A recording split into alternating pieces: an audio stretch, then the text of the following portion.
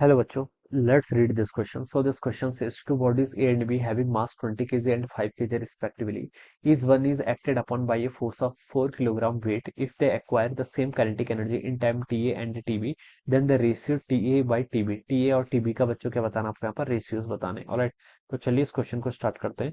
So we can write down the key concept of this question. इस question का key concept आप देखिए क्या लिख सकते हैं. रेशियोज ऑफ टाइम बताना है ना आपको. बेसिकली काइनेटिक एनर्जी लिख लीजिए. क्या लिख लीजिए? Kinetic energy. ठीक है. सेम काइनेटिक एनर्जी क्वेश्चन में आपको हिंट गिवन कर रखी है. ठीक है. इन time T A and TB, T A और टीबी टाइम में दोनों की काइनेटिक एनर्जी क्या हो रही है बच्चों? सेम हो रही है. ये आपको हिंट गिवन कर रखा है. ठीक है. तो हमें टी ए और टीबी का यहाँ पर रेशियो बताना है. ऑलराइट, अब देखिए बच्चों, काइनेटिक एनर्जी देखिए हम कैसे डिफाइन कैसे करते हैं. काइनेटिक एनर्जी होता है आपका हाफ एम बी स्क्वायर के इक्वल, हाफ एम बी का स्क्वायर. ठीक है. This is the kinetic energy.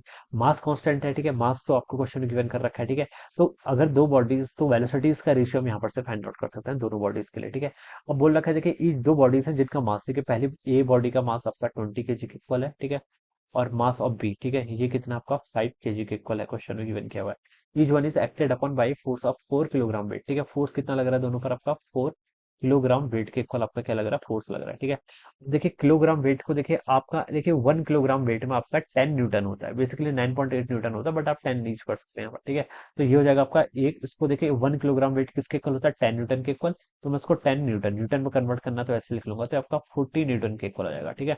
तो अब भले ही आप 10 किलोग्राम वेट बोले या फिर 40 न्यूटन बोले, दोनों का सेंस क्या आपका सेम है. ठीक है. ये आपका हो जाएगा. ऑलराइट. अब बोल रखा है देखिए, फोर्स दोनों बॉडीज पर कितना लग रहा है आपका? 40 न्यूटन के इक्वल लग रहा है. They acquire the same kinetic energy in time T A and TB. ठीक है. तो टी ए और टीबी का रेशियो बताना है. ठीक है. बच्चों देखिए, आप यहाँ से एक्सेलरेशन निकाल सकते हैं. दोनों पर आपका सेम फोर्स लग रहा है. ठीक है.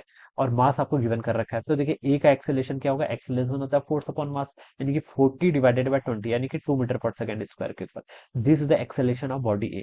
Now the acceleration of body B, ये कितना होगा? देखिए फोर्स 40 न्यूटन लग रहा है, मास कितना 5 kg, तो ये आपका 8 मीटर पर सेकंड स्क्वायर के इक्वल आएगा. तो ये दोनों का एक्सेलरेशन आ गया यहाँ से. ठीक है. एक्सेलरेशन आपने फाइंड आउट कर लिया है. ठीक है. वेलोसिटी आपको बतानी है, टाइम बता रखा है टी ए टी बी. ठीक है. तो बच्चों देखिए, आप कौन सी क्वेश्चन का यूज करेंगे? v equal to U plus A T, इस वाली क्वेश्चन का यूज कर लीजिए. ठीक है. टू बॉडीज का देखिए आपका each one is acted upon A by force. ठीक है. इनिशियल वेलोसिटी आप यहाँ पर जीरो एज्यूम कर लेंगे. ठीक है. इनिशियल वेलोसिटी क्या करेंगे? जीरो एज्यूम कर लेंगे. ठीक है. तो ये टर्म आपकी जीरो के इक्वल हो जाएगी. तो वेलोसिटी को आप यहाँ से ए इंटू टी ऐसे लिख सकते हैं. ठीक है. तो इसको देखिए हम इस काइनेटिक एनर्जी के फॉर्मूले में अगर पुट कर लें, तो काइनेटिक एनर्जी देखिए कितनी हो जाएगी फिर आपकी? हाफ एम इंटू ए का स्क्वायर और टी का स्क्वायर, ये वैल्यू हो जाएगी यहाँ से. This is the kinetic energy. ठीक है. ये क्या आ जाएगी आपके यहाँ से? Kinetic energy. ठीक है. अब दो बॉडीज की काइनेटिक एनर्जी देखिए सेम है कितने टाइम टी और टीबी में. ठीक है. तो हम इसको देखिए इक्वल कर लेते हैं, half times mass of body A. ठीक है. और यहाँ पर क्या होगा?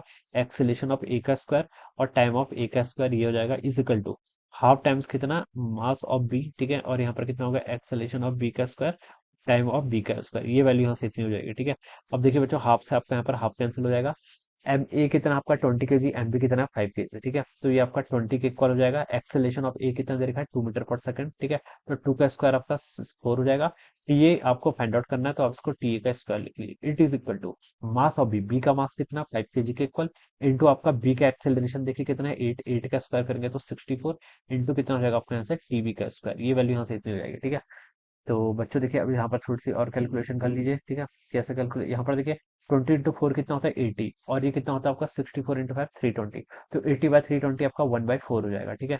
और यहाँ पर आप इसको लिख लीजिए TB divided by T A का होल स्क्वायर हो जाएगा. ठीक है. ये वैल्यू हो जाएगी. अब आप यहाँ से TB by T A calculate कर सकते हैं. आपको क्वेश्चन में टी ए बाई टीबी बताना है, लेकिन तो मैंने इसको क्या कर दिया? रिवर्स कर दिया. ठीक है. तो ये आपका 2:1 के इक्वल हो जाएगा. तो कितना हो जाएगा? 2:1. तो ये इसका आंसर होगा. ठीक है. ये आपको बी ऑप्शन पे गिवन कर रखा है. ठीक है. 1/2 भी गिवन कर रखा है, इसलिए ऑर्डर का भी ध्यान रखना है. ठीक है. टीबी बाई टी ए कितना होगा यहाँ से आपका? 1/2 के इक्वल, और मैंने उसको रिवर्स कर दिया. टी ए बाई टीबी कितना हो जाएगा? 2:1, यानी कि बी ऑप्शन क्या होगा इसका राइट आंसर. ऑलराइट. तो इस तरीके से हम क्या करेंगे? इस क्वेश्चन को सॉल्व करेंगे. So I hope you are understood this concept. All the best and thank you so much.